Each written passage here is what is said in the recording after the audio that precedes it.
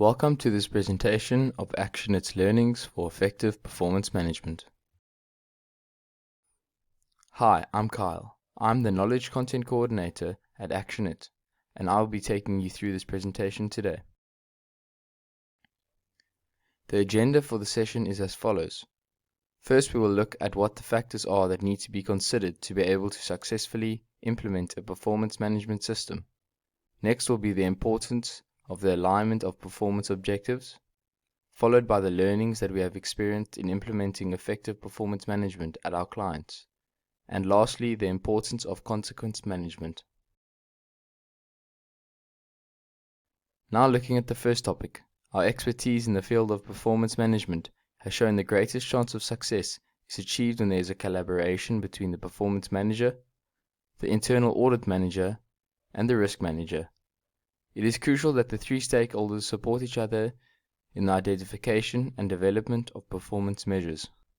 For the purposes of this explanation, a municipality will be used as an example to illustrate the alignment principles. The alignment of performance objectives looks as follows. This is how performance can be achieved. For any organization to reach their outcomes, they need a long-term plan. The components of a long-term plan need answers to the following questions: the when, what, where, how, why, and who. The next step is for the municipalities to request that the internal auditors review the IDP, which include annual targets, and confirm the use of SMART goals. The information to answer these questions are obtained from understanding the community needs, service delivery expectations, national government objectives, provincial government objectives, district municipal government objectives, and international objectives. The long-term plan of the organization is then prepared in a strategies plan, which is referred to an IDP within the municipalities. At this point, these parties have all approved the long-term plan. A risk for an organization is the expectation gap that may arise as a result of the gap between the performance objectives included in the strategic plan and the service delivery expectations of the community. The municipal officials will then break down the annual performance targets for the KPIs into monthly and quarterly targets. It is critical that the municipal officials and political leaders ensure that all the KPIs are cascaded down to the council, municipal manager, directorate directors, sub-directorate managers, officials, and/or consultants. For lower-level municipal workers, performance is measured on actions and not KPIs. The normal municipal STBIP operational process will then manage the performance updates to the STBIP and then attach or upload of the required proof of evidence. After the closure of each performance period, the internal audit function should be given the opportunity to review the performance information updates and, if required, be given the opportunity to request the responsible official to clear any audit queries raised.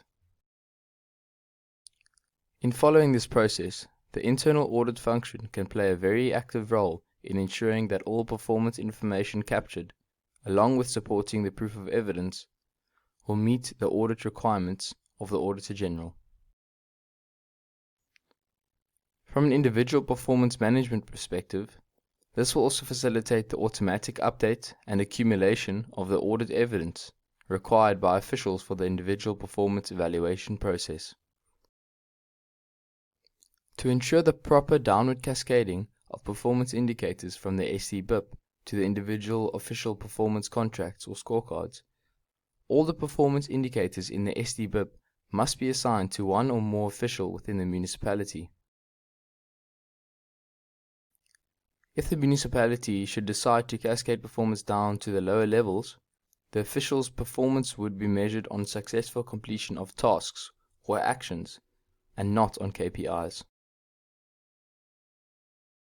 All tasks assigned to officials should be sub-function specific and should comply with the SMART principles.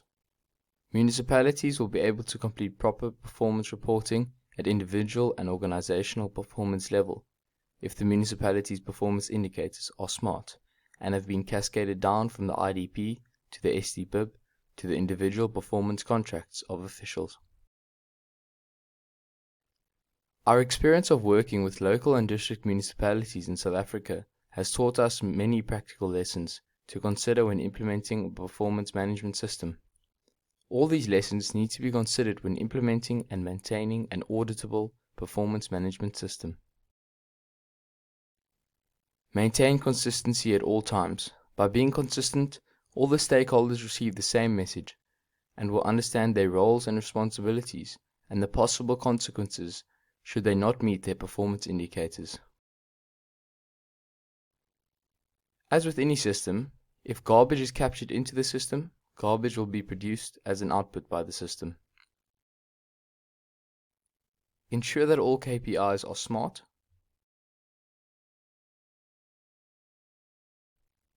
Avoid the use of jargon or consulting speak, as it increases the expectation gap. It is very important that language is used that is understood by the community and the officials. Apply the KISS principle. Keep it simple, stupid. This helps addressing the expectation gap that may exist between the various stakeholders at the municipality. When the municipality prepares the IDP, the stakeholders should plan for projects or the KPIs across all financial years included in the IDP. In this planning process, the municipal officials and political leadership should apply best practice project prioritization principles, which include the application of the SMART principles. Communicate effectively by giving a clear, consistent, and understandable message at all times. Understand the difference between consultant support versus consultant dependency. With the proper consultant support, the officials at the municipality will be able to independently run the performance management process and reduce the dependency on consultants to carry out the performance management activities. Ensure that all stakeholders strive towards a common goal and that there is a buy-in or commitment to the strategic objectives and performance indicators included in the IDP, SDBIB, and performance contracts of individual officials. The municipal officials must plan for the relevant KPIs over the years. The municipality should take the required steps to ensure the seamless integration of the performance management system, the MSCOA compliant financial system, and human resource system. This integration will assist with the generation of audit verifiable financial performance reporting. Fill all vacancies with competent officials. These officials, as a team, will be able to ensure that the agreed upon performance indicators can be attained and any performance stumbling blocks resolved. Allocate sufficient budget to all projects as a part of the project prioritization process. This will ensure that the community needs and service delivery expectations of all stakeholders can be achieved. Implement the appropriate measures to manage proof of evidence. All proof of evidence must comply with the municipality's document management protocols, which will ensure that the proof of evidence is available when required for audit purposes. Municipalities should more actively implement and manage their audit action plans, resulting from the Auditor General audits.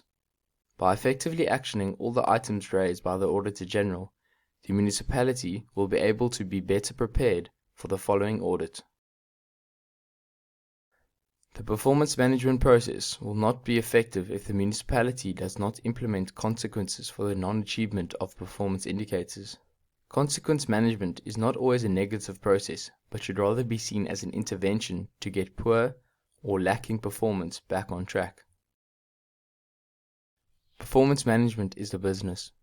Official management processes that should have an aim to build the service delivery capacity of the municipality and not to punish officials for the non-delivery of project performance indicators.